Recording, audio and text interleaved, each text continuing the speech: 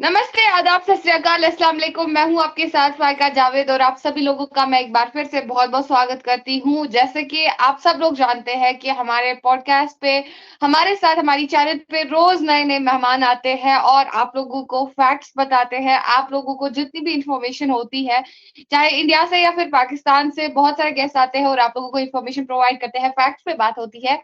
और आज हमारे साथ पाकिस्तान से हमें जॉइन किया है निम्रा अहमद ने, जो कि यूट्यूबर है, पाकिस्तान इंडिया के इश्यूज पे काम करती है और वहां पे लोगों को अवेयर करती है कि वहां पे सच्चाई क्या है और झूठ क्या है, क्योंकि वहां पे नॉलेज सिस्टम तो बेकार का है ही है। खैर निम्रा, आपका बहुत शुक्रिया वक्त देने के लिए और आपका मैं बहुत स्वागत करना चाहूंगी अपनी चैनल पे। Thank you so much Faika. और सबसे पहले तो आपको मुबारकबाद देना चाहूंगी, कॉन्ग्रेचुलेशन इंडिया, कि आप लोगों का एक शाहकार, आप लोगों का एक राइजिंग स्टार पूरी दुनिया में, जिसका नाम है नीरज चोपड़ा, उन्होंने हम्म। एक गोल्ड मेडल विन किया है इंटरनेशनल, जिसको हम्म। कहते हैं एथलेटिक्स चैंपियनशिप में। तो बहुत बड़ी बात है कि मेंस जेवलिन फिनाले में उन्होंने इंडिया का नाम रोशन किया और वो पहले इंडियन बन गए हैं। तो आप लोगों को तो बहुत बहुत मुबारकबाद, बहुत बहुत मुबारकबाद कि एक इंडियन, पहले इंडियन नीरज चोपड़ा, उन्होंने गोल्ड मेडल विन किया और वो इंडिया के लिए बल्कि पूरी दुनिया के लिए गोल्डन बॉय बन गए हैं। इंटरनेशनल एथलेटिक्स चैंपियनशिप में उन्होंने ये निम्रा, ये भारत का कमाल है, इसीलिए जय हिंद और जय हिंद के ही नारे हर जगह पे लगेंगे, वर्ल्ड के हर कोने में लगेंगे। ये तो बस शुरुआत है। देखिए, आज जो है सिर्फ और सिर्फ इंडिया यहाँ पे चाहे किसी भी फील्ड की बात करें, ना सिर्फ सपोर्ट्स फील्ड में बल्कि हर एक फील्ड में आगे जा रहा है। तो अब ये तो होना ही है कि world is changing the name of India. तो जाहिर सी बात है, बहुत ज्यादा खुशी होती है और बहुत ही ज्यादा एनर्जेटिक आजकल इंडियंस पाए जाते हैं हर किसी स्टेट में, हर किसी वर्ल्ड के कोने में, क्योंकि आज इंडिया जो है आसमानों की बुलंदियां छू रहा है, आसमानों की बुलंदियां उन्होंने पार कर ली है। और इंडियन जो है काफी मेहनत कर रहे हैं हर एक फील्ड में। इसी हवाले से हम बातचीत करेंगे, क्योंकि आपको भी पता है कि जिस हिसाब से अगर इंडिया की बात करें तो इंडिया में जो है एक तरफ से तरक्की हो रही है, लेकिन वही उन बातों पे जो है दूसरी तरफ से पाकिस्तान में कुछ बंदे ऐसे बैठे हैं जो कि अनएथिकल नॉलेज लेके आ जाते हैं कि ऐसा कुछ भी नहीं हुआ है, वो हुआ है, ये हुआ है, इंडिया झूठे प्रोपेगेंडे फैला रहा है, वो सब हो रहा है। आपसे जानेंगे आज हमारे नीरज चोपड़ा ने पहला गोल्ड मेडल हासिल किया है। आप भी जानते हैं कि इंडियंस बहुत ज्यादा खुश है। हर बारी हर दिन हमारे लिए माशाल्लाह एक नया दिन आता है, माशाल्लाह हमेशा तरक्की दिखाई देखने को मिलती है। आपसे जानेंगे, आप कैसे देखती है इंडिया के फ्यूचर को, कैसा लग रहा है आपको, मतलब इस किस्म की एक तरफ से इंडिया की अगर हम बात करें तो इंडिया हर एक फील्ड में कामयाबी हासिल कर रहा है, लेकिन दूसरी तरफ से वहीं अगर हम आपके मुल्क की बात करें तो बहुत ही ज्यादा हालात दोनों साइड से डिफरेंट है। कैसे देखती है आप इस चीज को? तो अपनी बात की शुरुआत ही इस चीज से की कि कॉन्ग्रेचुलेशन इंडिया, मुबारक हो आपको, नीरज चोपड़ा ने बहुत अच्छा नाम पैदा किया है। और हमें दिन ब दिन देखने को मिल रहा है कि भाई इंडिया की वाह वाह पूरी दुनिया में हो रही है। नीरज चोपड़ा मिसाल, मतलब उन्होंने एक रिकॉर्ड कायम किया है, जिस तरह से उन्होंने थ्रू दिया है 88.17 मीटर्स का। तो बहुत बड़ी बात है कि उनका पूरी दुनिया में नाम हो रहा है। एक इंडियन जो है वो इंटरनेशनल लेवल पर जाकर भारत का नाम रोशन करा, और इस तरह से उसने तिरंगा पकड़ा हुआ और वो तिरंगा दिखा रखना कि भाई मैं इंडियन हूँ, जिसने आपके मुल्क में आकर नाम पैदा किया है, आपके मुल्क में आकर गोल्ड मेडल जीता है, मैं एक इंडियन हूँ, ये बता रहा है। भाई मैं तो आपसे जानना चाहूंगी, मुझे ये बताएगा कि being an Indian, being an Indian Kashmiri, आपको कैसा लग रहा है? आप क्या कहती हैं इसके बारे में, जिस तरीके से आपको रोज रोज मिसालें सुनने को मिलती हैं भारत के बारे में?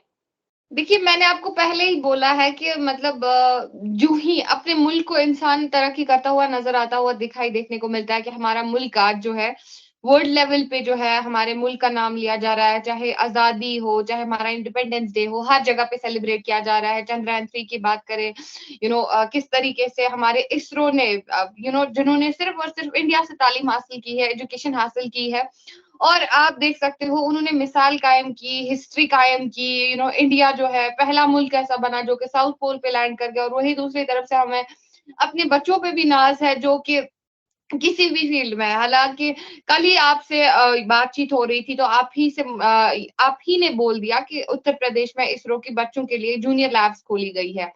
तो आप देख सकते हो कि इंडिया में किस कदर एक्सपोजर है, किस कदर जो है वहाँ का युवा आगे बढ़ रहा है, वहाँ का युवा तरक्की कर रहा है। और हर किसी फील्ड में, स्पोर्ट्स में, हर किसी फील्ड में जब भी अपने देश को आगे बढ़ता हुआ, जब भी अपने देश को पहले पैमाने पर देखते हैं, तो मुझे बहुत ज्यादा खुशी होती है। मुझे बहुत ही ज्यादा गर्व महसूस होता है कि मैं एक भारतीय हूँ।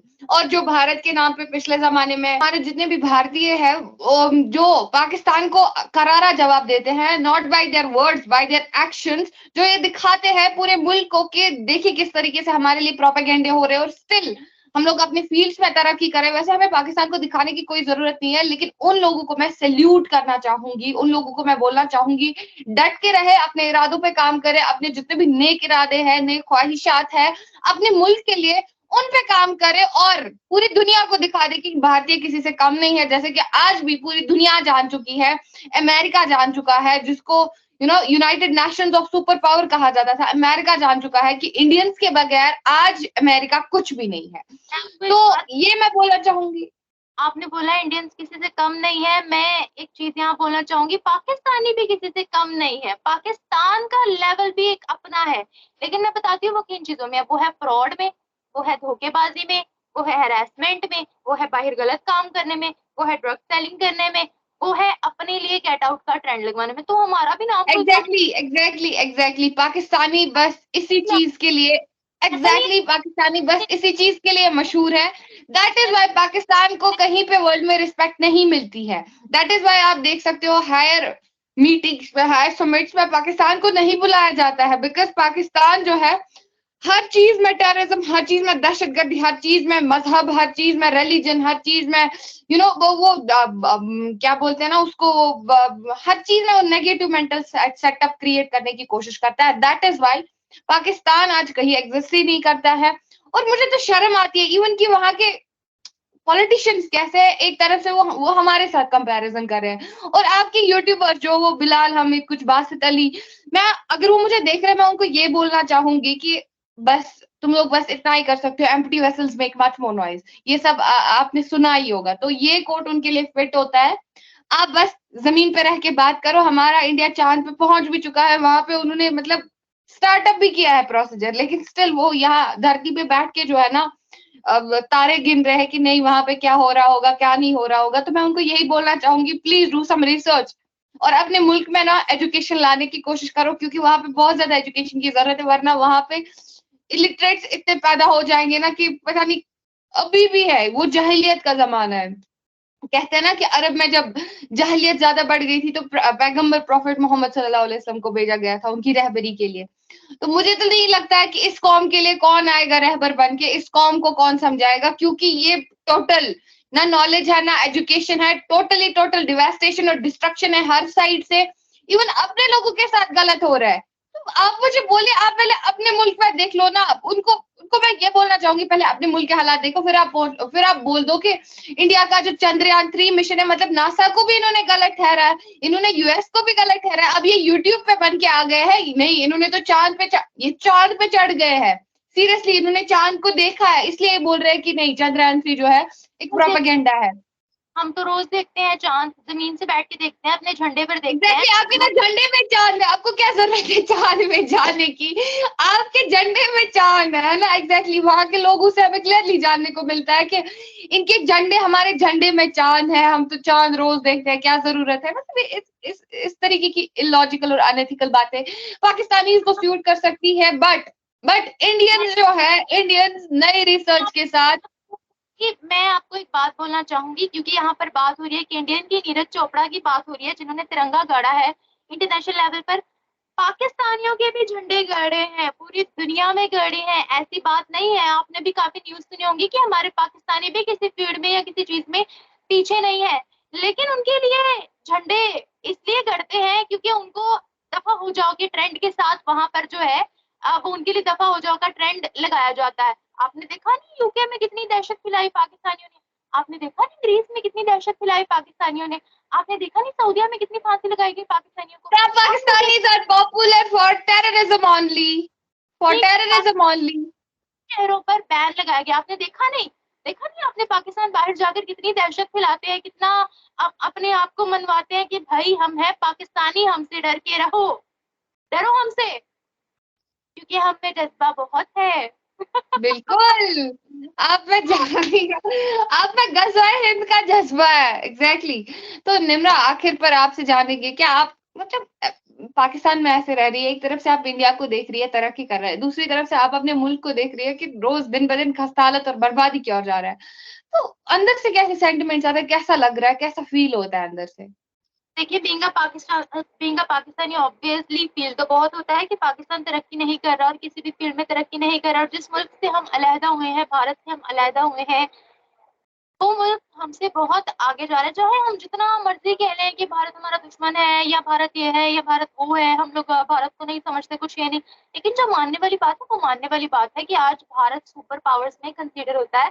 भारत हमसे बहुत आगे निकल चुका है। भारत, हम लोगों का शुरू दिन से फोकस ये रहा है कि हम लोगों ने भारत को किस तरह से डिग्रेड करना है, नफरत कैसे फैलानी है और भारत के नाम पर टीआरपी कैसे लेनी है। जबकि उसके बरक्स अगर हम भारत की बात करते हैं तो उन्होंने इन सब चीजों को कुछ नहीं समझा, बल्कि उन्होंने तालीम को जो है वो आम किया, बल्कि उन्होंने अपनी सोसाइटी को एजुकेट किया, उन्होंने इंडस्ट्रीज लगाई, उन्होंने इतने बड़े बड़े प्रोजेक्ट्स लगाए, उन्होंने आत्मनिर्भर भारत के ख्वाब को आगे बढ़ाया, जिसकी वजह से आज हमें दिख रहा है कि भारत हमें चांद पर भी नजर आ रहा है, सूरज पर भी जाने वाला है, डीप डाउन द ओशन भी जाने वाला है। तो ये छोटी बात नहीं है, एक दिन की बात नहीं है, इसमें सालों साल की मेहनत दरकार है। पाकिस्तान की हम बात करते हैं, मुझे लगता नहीं है कि पाकिस्तानी कभी सोच भी सकते हैं कि हम लोग अपना चांद के ऊपर जाकर झंडा गाड़ेंगे। मेरा नहीं ख्याल कि इतनी भी सोच किसी पाकिस्तानी की होगी। मेरा नहीं ख्याल कि कभी कोई पाकिस्तानी ये भी सोच सकता हो कि उसने कभी सन मिशन करना है, कभी deep deep deep down the earth, deep down the ocean mission करना है। मेरा नहीं ख्याल, और मेरा तो ये भी नहीं ख्याल कि हमारे जो यंग यूथ है उसको इतना भी होगा कि हम कभी अपनी स्पेस ऑर्गेनाइजेशन को जाकर विजिट करें। नाम तक तो किसी को पता नहीं है। हम बैठ जाते हैं, पूछते हैं पाकिस्तान की स्पेस एजेंसी का नाम क्या है, वो बोलते हैं हमें नहीं पता, और अगर कोई बोलता है वो कहता है भाई हमारी स्पेस एजेंसी है नासा। मतलब कई भैंस पानी में, इनको इतना भी नहीं पता है कि भाई जिस मुल्क में तुम लोग रहते हो, जहां तुम लोग कहते हो कि हमारा मुल्क तरक्की करेगा, हमारा मुल्क सबसे आगे सुपर पावर है, उसके इदारों का नाम ही आपको नहीं पता। एक वो फवाद कैसे पता चौधरी होगा साहब। निम्रा, जब वहां पे फेक हिस्ट्री पढ़ाई जाती है इंडिया के नाम पे, जब वहां पे Kashmir Kashmir Kashmir, India India India, Bharat Bharat Bharat Bharat होता है, तो कैसे पता चलेगा? कॉमन सी बात है। तो पाकिस्तानियों को इन शॉर्ट मैं आखिर पर यही कहना चाहूंगी कि पाकिस्तानियों को अपनी युवा को एजुकेट करना चाहिए, ना सिर्फ झूठी हिस्ट्री से। झूठी हिस्ट्री पढ़ाने से कुछ नहीं होगा, उनको थोड़ी एथिकल नॉलेज प्रोवाइड करे, लॉजिकल नॉलेज प्रोवाइड करे और एजुकेशन सिस्टम वहां पे बेहतर बनाया जाए, तभी जाके पाकिस्तान के हालात सुधर सकते हैं। वेल, आपका शुक्रिया बहुत बहुत वक्त देने के लिए। आपसे और बातचीत करते रहेंगे और मुद्दों पे बातचीत होती रहेगी। तब तक के लिए मेरी ऑडियंस से मैं रुखसत लेना चाहूंगी। फिर आपसे मिलेंगे ऐसे ही अगले नए गेस्ट के साथ। तब तक के लिए जय हिंद, जय भारत, जय कश्मीर। Thank you.